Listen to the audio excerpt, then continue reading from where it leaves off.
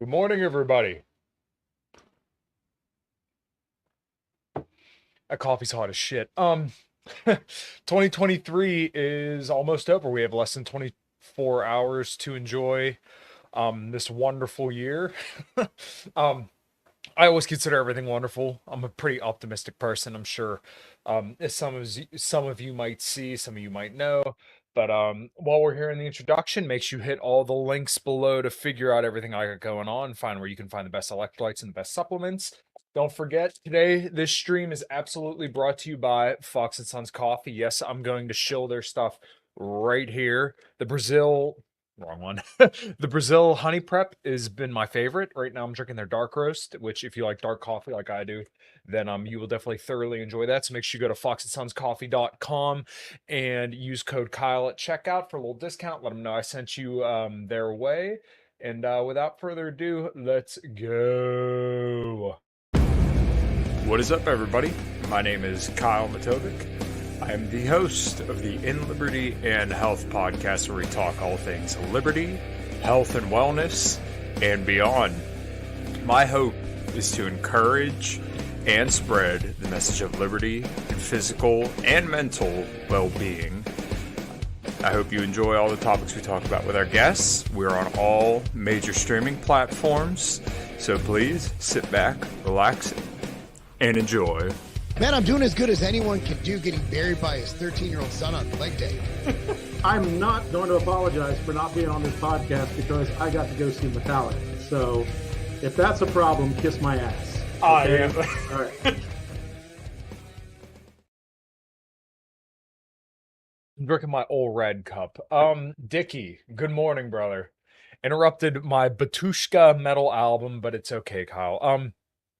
That sounds like something I should be listening to. Batushka. That sounds Polish, and I am mostly Polish. I was going to turn on the light for my camera, but the light from the screen is doing more than well enough, and plus the lighting in this room is fucking terrible. You can hardly see my backlighting right now because it is 10:30 in the morning, so it's still not early, but not late, so there's still a little bit of light coming in through the blinds. I don't know what the hell to do. I still have no idea what I'm doing after a little over 2 years of podcasting. But yeah, we only got 24 hours left or less in 2023, and I just kind of wanted to reflect on some stuff over the past year, talk to the chat, engage with people a little bit. I've been thinking about doing a new intro to the show. If you guys like the intro, I'll keep it, but I'm kind of debating it. I kind of want to go towards something like bluesy, either that or maybe do something heavier and maybe have like some shredding or something in there. I'm open to any ideas. January 12th, I wanted to make sure I always plug this. I forgot to plug it at the very beginning of the show, so I'll plug it now. January 12th, the Common Crown will be releasing our new single "Cry," and it is one of my favorite songs that we play.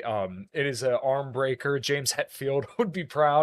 I know Dickie would get that reference. Orthodox themed metal goes hard as fuck on a Sunday morning, Satan while making my ham biscuits. That sounds pretty based, if I'm being honest.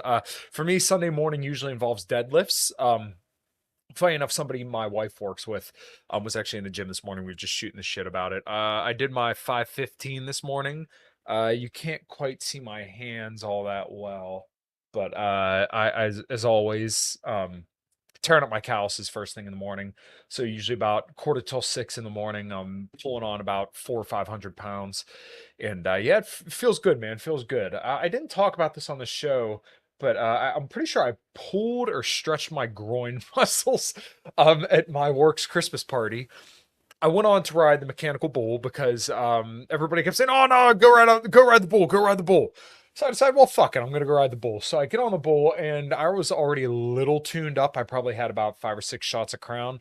So I'm like, well, fuck it, I'm gonna get on the fucking bull then. So what do I do? Any person who knows anything about um resistance training, or let's say trying to any kind of sport maneuver, what are you going to do? You're going to fucking grip and try to maintain as much stability as possible. So I get on the bull and I grabbed that fucker with my thighs with every fucking thing I had. And I was already tuned up. So, they say about beer muscles. Well, this is like whiskey muscles. And I'm already numb to any potential pain that I could be feeling because I'm so focused on just riding the bull and make sure I do the best. So, um, the one person that I work with, his girlfriend had said, the guy who was operating the mechanical bull was like, "Holy shit, I can't get this fucking dude off." And surely enough, I got off. I'm like, man, just like in there, like the inside of my right thigh. I'm like, man, that doesn't feel too good, but I whatever, I should be all right. Got to utilize the glutes when you're junk pull riding. Yeah, you're probably right. I mean, I use them when I'm deadlifting and everything else, and I do train them pretty frequently because those are really, really good like stabilizer muscles. Basically, anytime you hinge at your hips, so like when you're doing a squat, obviously you want to have your chest up and then kind of sit down almost. I'm kind of going to be a PBR champ and don't mean to. But anytime you hinge at the hips and then like go to power back up, that kind of like thrusting motion from your hips is going to trigger your glutes. Well, the hip adductor, not abductor, machines are going to be what kind of triggers all those muscles inside your thighs. So I remember getting off the bowl and thinking, wow, that something don't feel right. So I, had a couple more drinks, shot the shit with people for a little bit, and I decided, all right, well, it's time to go home. So I started heading home. My wife wanted me to go pick her up a heated blanket. She wasn't feeling well that night. Excuse me. So I go to Walmart and I'm walking around looking for a heated blanket for her and obviously looking for some stuff for me. So I'm like, man, something still don't feel quite right. So I'm like, whatever, I should be fine tomorrow morning. I wake up and holy fuck. My shit was sore as fuck, and the in the last couple of last couple weeks, I think that was December 17th. Last couple weeks, my shit has just been all roughed up. I'm like most of the way there, but if I like push in, so like right now, I'm like basically trying to push in the chair on my leg and I could feel it a little bit in there. It's still a little tender, but so I've been doing the hip adductor machines. I haven't done any barbell squats because those seem to trigger the pain a little bit more. So I guess a long roundabout way to all or to what I'm saying here is basically like if you get an injury, do not aggravate it. Don't be a dumbass. Just try to do what you can, get a little bit of training on the muscle so that way you're strengthening it and you're triggering some recovery, obviously get sufficient protein and then hopefully everything heals up. But yeah, so 2023 is coming to an end. Oh, GM's in the chat. Coffee. This is my cup from Ole Red, which is down in Orlando. Their food down there is fucking amazing. Dickie, you and I should go down there sometime. And Orlando's probably like 6 hours away from you, but I don't know when I'm gonna be there again. I know my wife and I might be down in Florida again in May. That's not solidified yet, but we're getting there.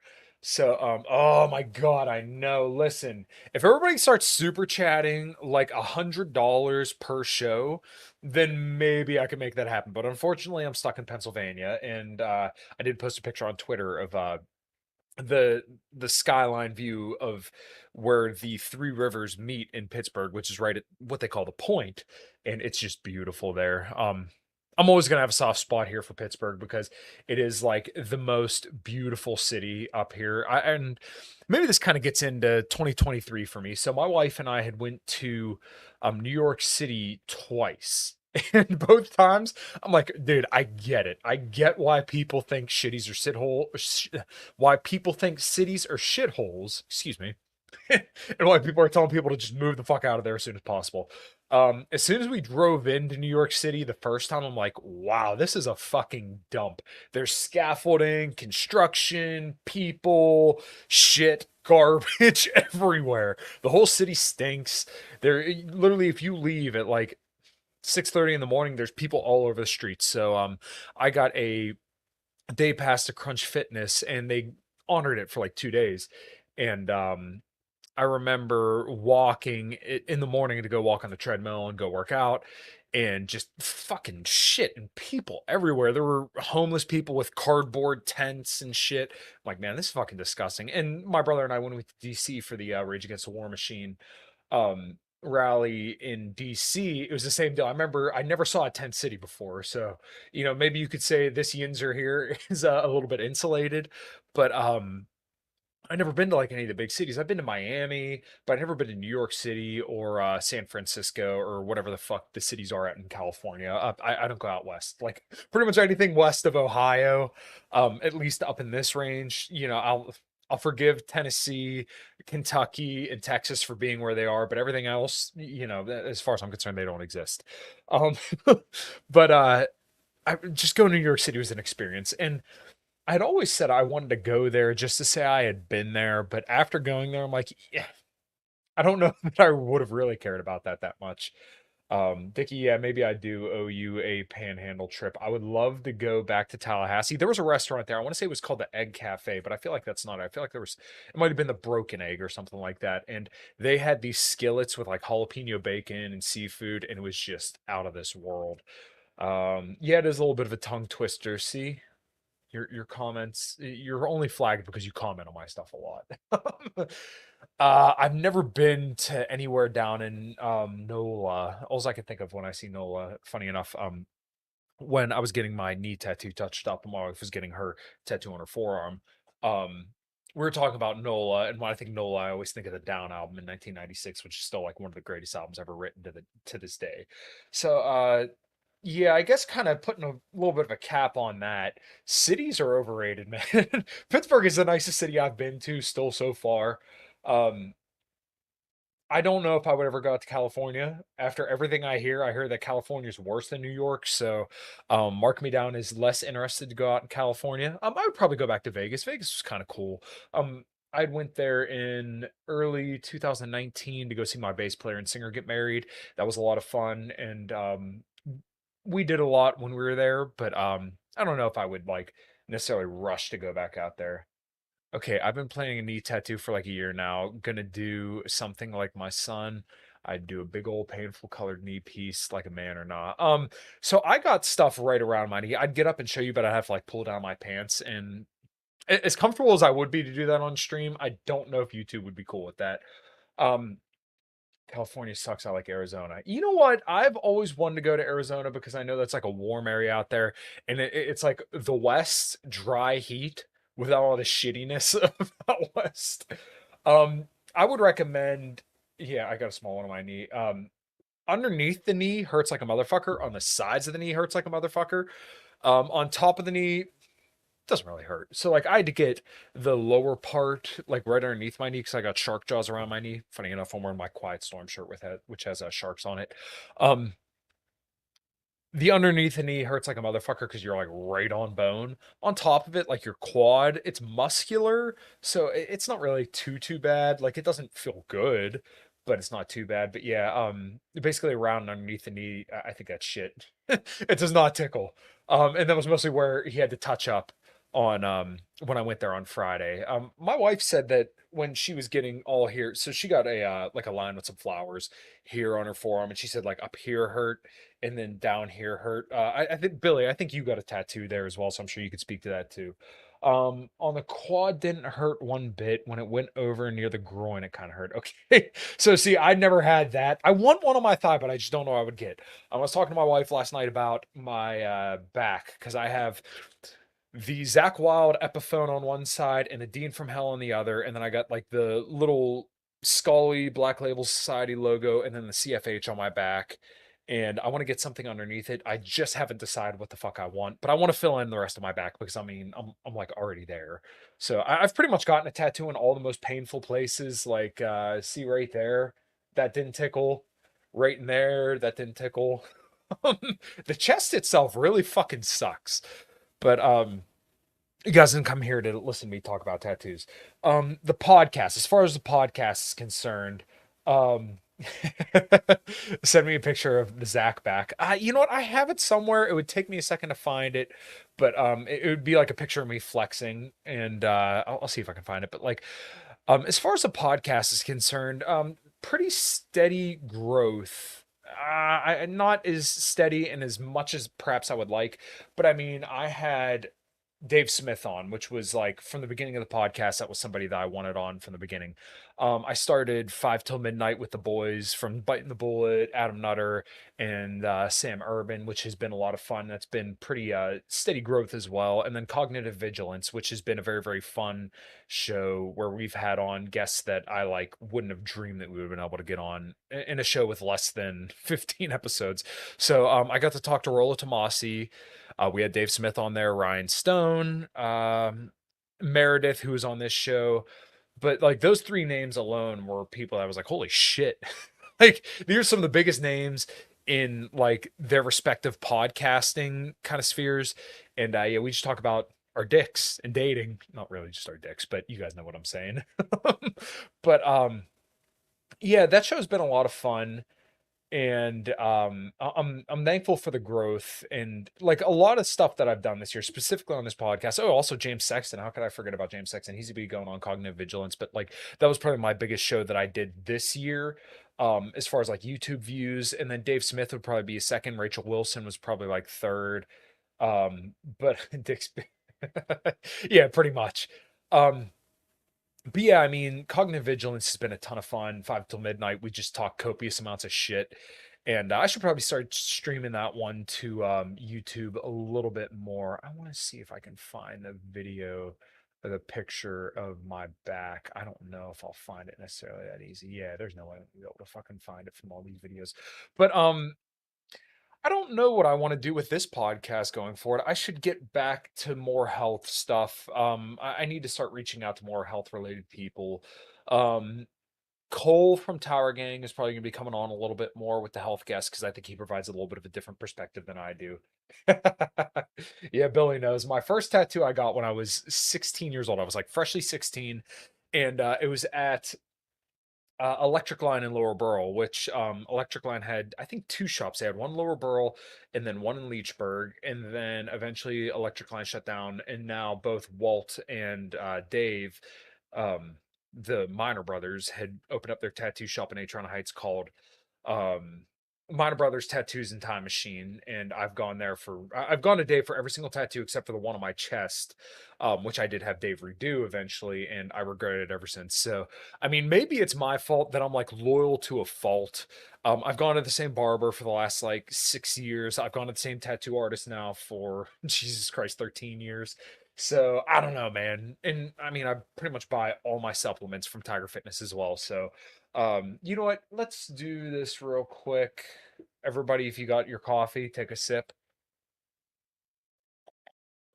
And let me run an ad real I quick. am stoked to tell you guys about the show's new sponsor. I am now working with MTS Nutrition, which is a brand that I've believed in for a very, very long time, and they run awesome cells and they have awesome products.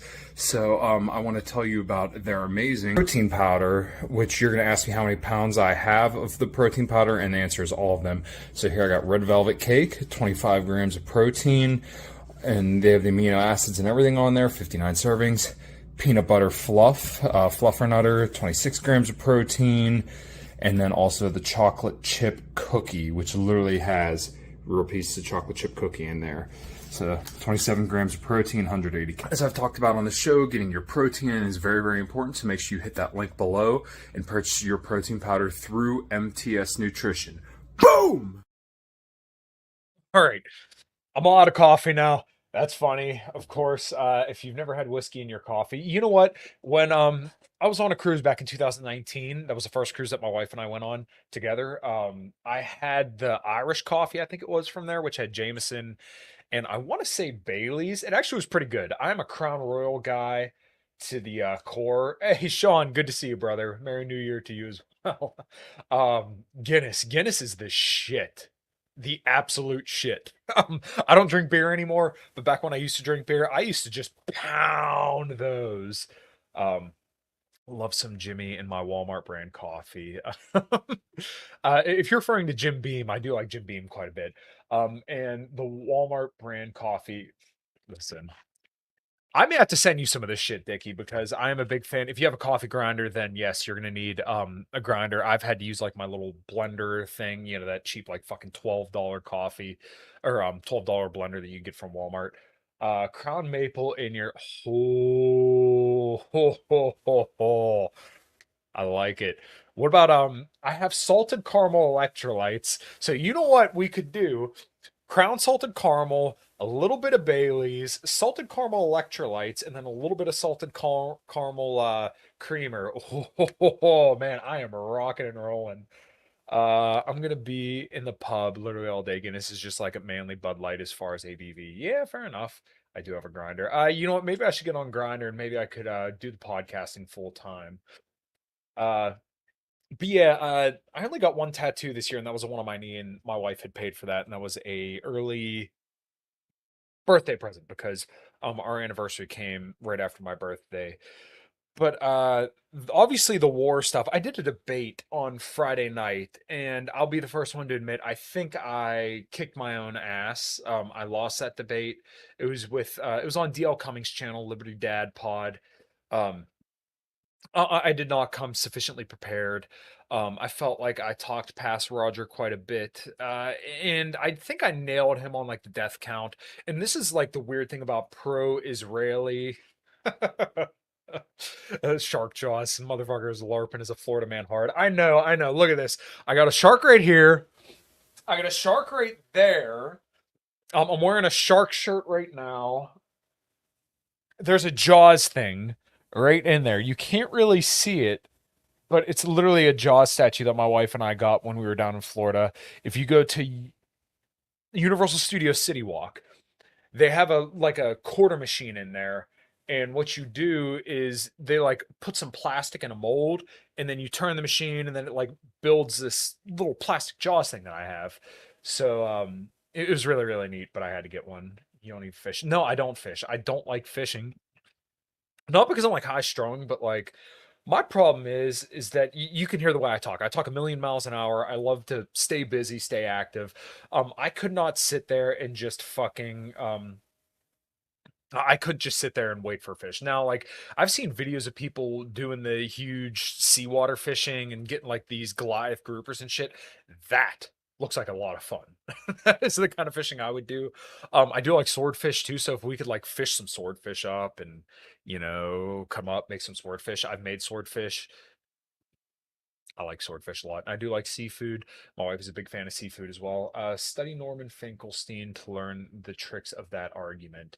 Well, you know what, Sean, maybe we could talk about this real quick. I nailed him on the death count because I had said that even Israel and the US both recognize that the Gaza Health Ministry death count is accurate.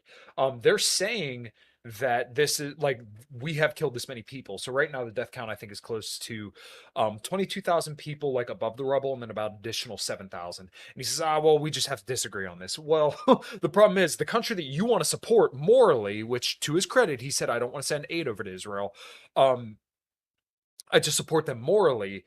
He said that, well, we just disagree on this. Okay, well, once again, if they believe in this death count, the U.S. recognizes it, Israel recognizes it, and then the health ministry, which is ran by Hamas, yes, if they're all going with this death count, then that means that Israel has killed almost 30,000 people, right? So therefore, one of the questions I had to him, DL wanted us to send him 2 questions, and one of my questions was, is there a point that it's morally wrong to support Israel? And I mean, to me, it was pretty clear early on that like Israel, as soon as this Hamas attack went off, and they killed all those innocent people, and I said this in a debate as well, that like the Hamas militants that killed those people should absolutely be held to account. If that means that they pay the ultimate price and get killed, then I think that's justified, because it was absolutely wrong to go kill civilians.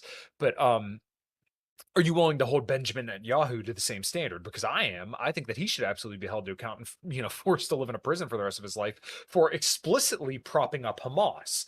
And Roger's point was like, oh, well, it was a strategic error. Well, it's his fault.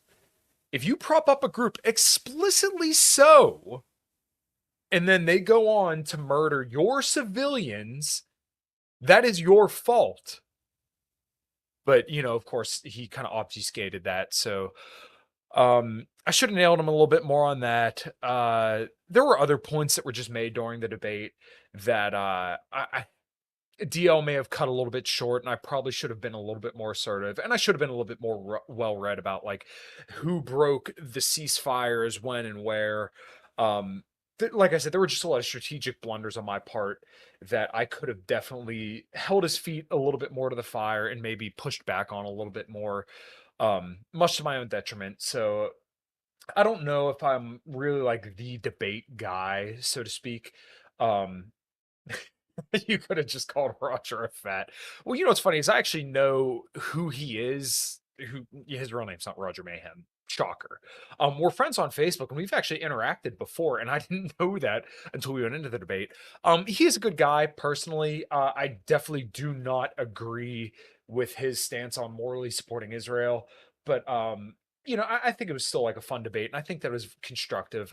The state of Israel is satanic. If you're a Christian who isn't totally Zion cucked, then you probably agree that it's never been good to support them. And you know what? Much to his credit, he did say earlier on in the debate that like he thinks that sending money to Israel actually is not in Israel's best interest as well. And to that, we completely agreed. He just kind of like he was pretty weak on Israel conscripting people, and I agree with that. Like it is morally wrong no matter what to conscript people. Um, Now, I actually do have a lot of respect, and a lot of my libertarian friends are probably going to disagree with me and say that I'm, some MIC cuck for this. But like the guys who voluntarily go into the military to serve their country, I think they're doing something very, very noble. Do I agree with like the cause that they're serving? No, but I think that these people legitimately believe that they're going in to do a service for their country and are prepared to make the ultimate sacrifice by paying with their lives for what they believe is a noble sacrifice. They believe they're going to protect our freedoms and they're going to protect our country. That is very, very noble because I believe that they're putting their country and their people above themselves. Um, I think he's an all right guy, other than seeing on his shows, but I'm sure he's a good dude. Yeah. I just like the oh, that brings up another point that I really kind of wanted to nail him on, and I didn't. He said, "Well, I want to see more daylight between the position of libertarians on Israel and communists and progressives." That is such a lazy argument, and I've made this argument before when it comes to people being China hawks. So guilty, but like to say, "Oh, well, these people hold the same opinion." That's such a lame fucking argument. Like, or is their position wrong or is it not? If you can speak as to why their position is wrong and, defeat it on just the merits of that, okay. But to just say, "Oh, you hold the same position as these people," well, that's fucking lazy. That literally says nothing to your argument. It just says, "Oh, well, you're associated with bad people." Okay, well, are the bad people right? Hitler was right about some. I shouldn't have said that, but the Austrian painter was right about some stuff. Not saying that he's a good guy, he wasn't, but like every single dictator throughout history had something that they were right about. They had some grievances that were legitimate, or else they wouldn't have been able to convince masses of people that they were right in doing something right. Now, once again, this is not to say that their conclusions and what they did were right, but once again, all bad people need some kind of grain of truth. And this is what media does, is that they give you a little hint of truth. Sean, you know exactly what I'm talking about, is that you need some degree of truth to completely bend it and then get people on board with what you're saying and what you're selling. Exhibit A, the Vietnam War. The lefties and hippies opposed it because they were commie leaders, not because they were anti-war good libertarians. Hey, Alice, good morning, dear. I hope you and your husband have had an absolutely fantastic Christmas and have an absolutely fantastic New Year. I've been on their show twice. Stick a fork in it. I think they're on Rumble and on YouTube, so make sure you go check that out. The last one I did was with Forest Mommy. That was a lot of fun. People have too much time on their hands, and yes, when the truth is stretched, it's easier to believe. Well, yeah, I mean, this is like what a lot of conspiracy theory people do, is that they throw out a couple of facts, and it's like, okay, well, fact, therefore opinion piece, where you stretch the truth to all fuck, and then people are just supposed to believe it. I try not to do that. I'm sure I've done it before. Let me turn on light now, but I'm sure I've done it before. Everybody does it in this kind of online media space. Um, but you should try and be as truthful as possible and always disclose when you're kind of entering the land of hypothetical or entering the land of speculation. I am not the most knowledgeable person in the world. I'll be the first person to admit that. But like I said, this is what a lot of conspiracy people do, is just once again, fact. Yeah, fact. Yeah, that's pretty much what it is that you build a solid case. You have a couple facts and then you speculate, and then you can pass off your speculation as fact.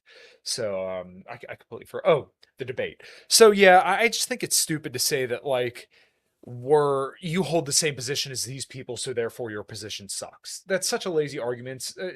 But like, okay, so if we're saying that we morally support Israel, then you hold the same position as fucking Nikki Haley, Lindsey Graham, Joe Biden. I could throw you in with the worst people in fucking history for supporting that.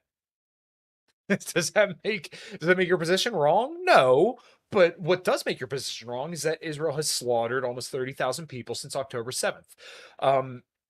Now we debated a little bit of like the genocide claim, and I think you have a pretty strong argument to say that Israel is committing a genocide. And well, where the pro-Israel people kind of stretch this is they say, oh, well, the Palestinian population has grown since, the early 2000s. So therefore it can't be a genocide. Okay, but now we're talking about 2023 in the last couple months.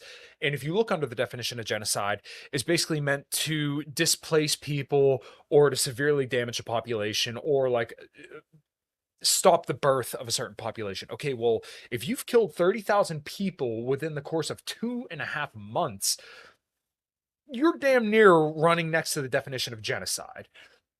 So, and like I said, I should have brought this stuff up during the debate. Um, eh, I'm kind of surprised I didn't get called an anti-Semite. I said at the beginning, like, if you're gonna call me an anti-Semite, then I'm just gonna call you Nikki Haley, and then we go on about our merry ways. But like, I think that we did a relatively good job of being good faith to one another. So, once again, go watch that debate if you want to. Once again, I'll be the first one to admit I think I lost that debate, and like I said, it's just because I don't think I'm the debate guy. Um, it's not my deal. Would I do them in the future? Maybe. I should have prepared more. I had a lot more time than I needed to prepare, and I just didn't prepare sufficiently. So, yeah, there's that. But yeah, when it comes to like the podcast, I don't. I need to get back to more health stuff. I'm gonna still probably do 2 episodes a week. Um, Kyle answer. No, Kyle, the answer to being called an anti-Semite is okay. And no, don't delete it. Still going to do the podcast here 2 times a week, more than likely. And with these Sunday coffee episodes, I normally end up doing 3 episodes a week just because, yeah, I just don't like to debate. I used to. Now I just enjoy a good conversation. Yeah, me too. Um, I can't delete the debate because it wasn't on my channel. And maybe people should go on there and assess like if I did, and then hey, feel free to tell me how bad I suck, because if I sucked, I sucked. It just is what it is. So let me there were a few other things I wanted to talk about. Um sorry. Uh Personal, oh, that's right. I want to talk about a dirty bulk. So back in June, when my wife and I went to New York, I noticed that I was starting to fall into the same behaviors of what kind of got me out of carnivore, which was a lot of binging and then not sticking to the diet. And I noticed that like on weekends, I was starting to kind of creep over. Oh man, what is up? Dicky. Having my coffee and joint in Florida, enjoying the show. Thanks so much, Fred. I wish I could be there with you. And my buddy Dicky here in the chat has been saying the entire time that I need to move down there. And listen, I wish I could. I would be down in Florida tomorrow if I had like the fungible money to just say, well, fuck it, we're gonna go down there. I would never pick up another fucking snow shovel in my life. I can't stand snow. I hate getting dripped on. The job, the job that I had lined up down in Florida was at an absolutely beautiful shop. The area wasn't the best, and it was more like northern Florida. I would love to be in South Florida, away from all the hurricanes and all that. Um, I'm a Florida man, Billy. I'm sorry. I am through and through a Florida man. Billy said Arizona's better. Um, I just I love Florida. And as much as people hate Ron DeSantis now because they were told to hate Ron DeSantis, um, he really cleaned that state up, and you got a spare. Ooh, listen, I got so many friends down there now. Duke Chastain and CD McRae had let my wife and I stay there before our cruise. Vicky in the chat, Fred. You know what? Maybe. I don't know if that would happen this year, but used to love snow. Then I married a plow a plow guy. Um, Andy, what is up, man? Hey, well, you know what? I'm glad he jumped in the chat. He dropped his album A Monopoly on Violence this year, and I sang on How Deep the Roots Go, which was a totally fucking killer track. Andy, I am jealous of your musicianship. I can just play guitar. I can kind of sing and scream. If Jen, who is my singer in a Common Crown, is singing, then I can kind of do the backup vocals, but she is just absolutely wonderful. But anyways, Andy's album A Monopoly on Violence is absolutely killer. I was jamming it so much earlier this year, And like I said, I sing on the last track, so make sure you go check that out.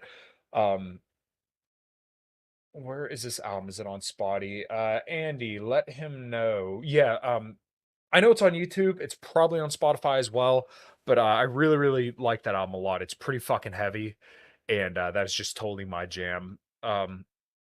Very jealous of his musicianship, and I wish I had all the recording stuff. Like I got like this beautiful amperage in this room, but like I can't record shit. I got a little pedal, but like I still haven't fully figured that out yet. I use it to like record riffs and send it to the band, and then we kind of work on that.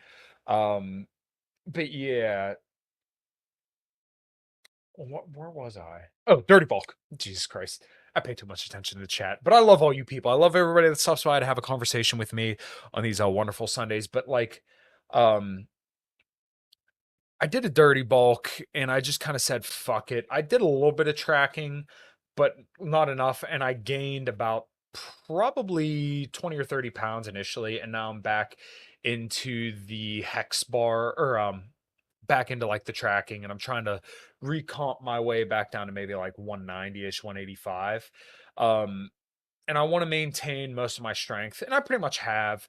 Um, it's been good. I haven't binged or anything like that. Like this past week, because it was the holidays, I did enjoy a little bit of dessert, but I'm mostly working my way back down. I feel pretty good. I look pretty good. My strength is stayed pretty well. I feel really good.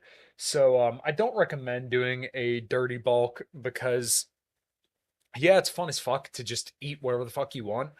But if you're gonna lose all that weight, then you're probably gonna lose a bit of strength, and you're just gonna gain a whole bunch of body fat in the process. And that's exactly what I did. I got my bench up to a little bit over 300 pounds. I think I can bench 305. I haven't got to that 315, the legendary plates on each side.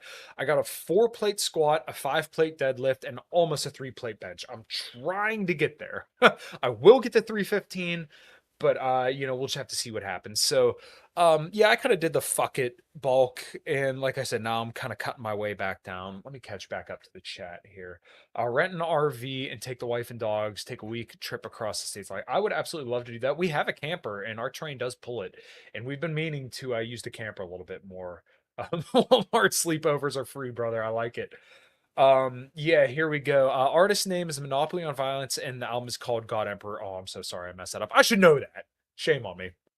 But yeah, make sure you go check that out. Monopoly on Violence and God Emperor. Yes, absolutely fantastic album.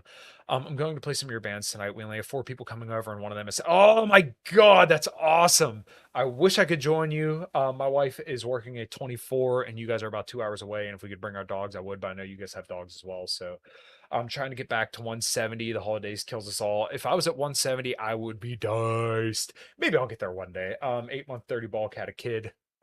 Well, maybe that's for me in the future. I'm going to try to.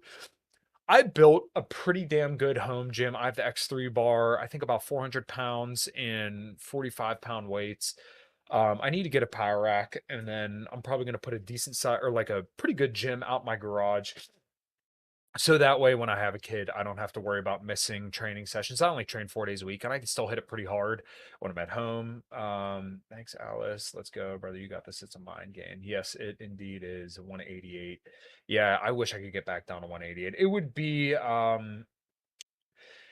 quite a trip for me to get back down to 188. I'm at about 215 right now. I feel and look pretty good, but I definitely want to get a little bit leaner. Been on this full body program for a couple of months that I got from Cole. I believe he sent me a similar program.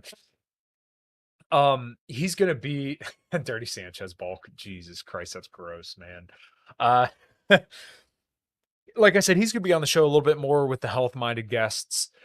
Trying to think of what else I want to cover. Cognitive vigilance, we got a stacked lineup over the next couple months. I know we got Alex from Date Psych coming on, who I know people said he's a fed, but like, I don't know, I'm just all for a conversation. He's a different perspective from the red pill perspective, which generally is what I bring. And then Brandy and Ryan are more like the polygamous perspective. So, James Sexton, Tiffany Fox, who's a former porn star, is going to be coming on Cognitive Vigilance. I know. I'm going to insult everybody's insult the Saving the West people because we're having a porn star on. I'm trying to think who else we have coming on. That's all I can think of off the top of my head. 5 till midnight. We're gonna keep on chugging there. Alan Flanagan is going to be coming back on this show on the 12th. I don't know if Cole's going to be with me for that one. I invited him on, so yeah, let's get Fed's input. I just do the 4 main compound lifts, and if I have time, I'll mix more. And I got 2 kids and a farm to keep up with. Yeah, absolutely. Turn those lights extra red. Yeah. Wow. Wow. Yeah. So I don't know. This year was a good year for me. We went and saw a bunch of live shows. So I saw Pantera twice, which was like insane for me because Pantera, anybody who knows me knows that Pantera is my absolute favorite band. And they were awesome. That's the best I've heard Phil Anselmo in years. When I saw Phil Anselmo with Down back in like 2012, I remember thinking like, damn, he sounds rough. But he came back pretty strong, especially to sing the Pantera tunes, which are fucking brutal. Um, he I think he came back strong. Zach doesn't play Dime solos exactly the way that Dime played them, but nobody was Dimebag Daryl. Dime had like this super smooth legato sound that I wish I could get anywhere close to, but unfortunately, I'm just not that good of a guitar player. Um, oh, listen, Zach Sabbath is in like a week. If you fly up here, I will absolutely buy your ticket and you have a place to stay here in shitty old Vandergrift. But yes, RJ Evans. Why do I know that name? Tell him to reach out. If he's on Facebook, tell him to add me, and I will absolutely talk to him and see what's going on. In fact, they still got on stage though. Yeah, well, Charlie Benanti, I was surprised. I wasn't sure how a thrash drummer was gonna do for Pantera's sound. Um, it's spelled Vandergriff. I'll put it in the chat. I don't know if it'll come up in YouTube. Vander. I saw him with Down at Ozfest years ago and he did okay, but pretty sure he was messed up on something. Yeah, that sounds about right. I think Phil's mostly like clean nowadays. A buddy of mine had said that you could correlate or that he correlated Phil Anselmo's heroin addiction with his hair length. And if you think about it, um, in early 1990, he had pretty long hair and then he shaved it all off. And then as his hair got longer and longer and longer, so did his, you know, juicing. Uh, if you watched videos of Pantera in 1996, you could tell Phil was starting to get pretty rough. And I was talking to my tattoo artist about this because he loves heavy metal just as I do. Watching the Dime videos or the not Dime Vision, but like the Pantera home videos, and Phil Anselmo, there was like this little cut in the Pantera home videos where I'll do my Phil Anselmo impression. The doctors were standing over top of me and said, "Welcome to life." I can't get my voice that deep. He has like this super deep voice, but he had OD'd on heroin and came back to life. So yeah. Yeah, I've lived in Vandergrift now for it'll be almost 8 years. Jesus Christ, 8 years. Yeah, the Carlos, what is up, brother? Yeah, the home videos were absolutely fantastic. Um, yeah, how the times change, man. If nobody knows, you could find pictures of me back in 2012. I had long hair, and then look, I'm fucking losing it all. But it is what it is. Yeah, the home firecracker videos. Yes, we used to do the hat where we'd strap a hat to people's head and we'd light fireworks off. I'm surprised we didn't like kill anybody or hurt somebody. My brother set off firecrackers right in my face, and he blew my lower lip out. And yeah, it was pretty rough. You got to crack more. I have photos of you on my old phone. Oh my god. Yeah. All right. So let me see. I wanted to put this up on here for maybe the end of the year, and maybe I'll close it out if nobody else has some stuff. So let me make sure we can see this. Yeah, so that was my 515-pound deadlift this morning. What the hell? Back to tab. I've been doing sumo because it's a little bit easier on my back, but yep, 515 pounds. Bam! There you go. Listen to 1919 Eternal and other Pantera albums. Let me exit out of that. And Lorenzo, what is up? Glad to see you here. Is it the January 9th show? No, I believe that's out in Philadelphia. It's going to be the Pittsburgh one at the Roxanne Theater, I think it is. You almost shit yourself. Yeah, it was lifting 510 pounds. Yeah, that's going to yeah, it's pretty rough. No, like I said, January 10th show. Yeah, we definitely did. We had quite the times back then. So yeah, I think that's gonna be it for the stream. Thank you guys so much for hanging out. If you don't got any more questions or anything like that, I'll close her out. You guys can drop some super chats. I probably should tell people to leave more super chats. Um, don't trust a fart with that amount of weight. Yeah, January 10th. What the hell? I swear, let me see. Zach Sabbath, Pittsburgh, distracting me here. Oh, no, no, no, no, no. Yeah, yeah, yeah. You're right. I'm sorry.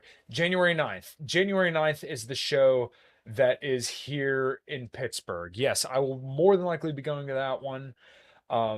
Haven't played bass in weeks, sadly, should today. I will be playing guitar here in a few minutes. I got to go out to eat. This morning I had my peach bowl of Gaines with a little bit of vanilla protein powder.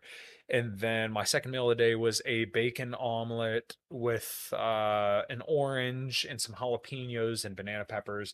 And then I think I'm gonna go get barbecue. I want some brisket. I want some brisket and some potatoes. I want to be a fat ass a little bit today. I probably won't be a fat ass. It's a joke. It's a joke. Love you too, brother. Go play, go live playing the tunes I missed.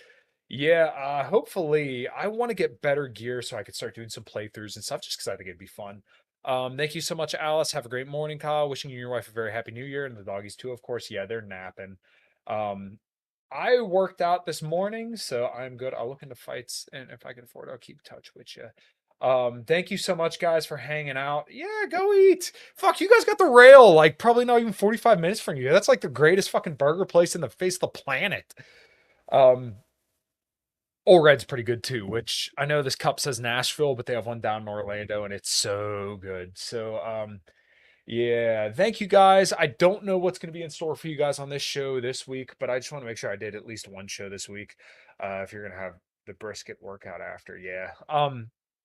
Yeah.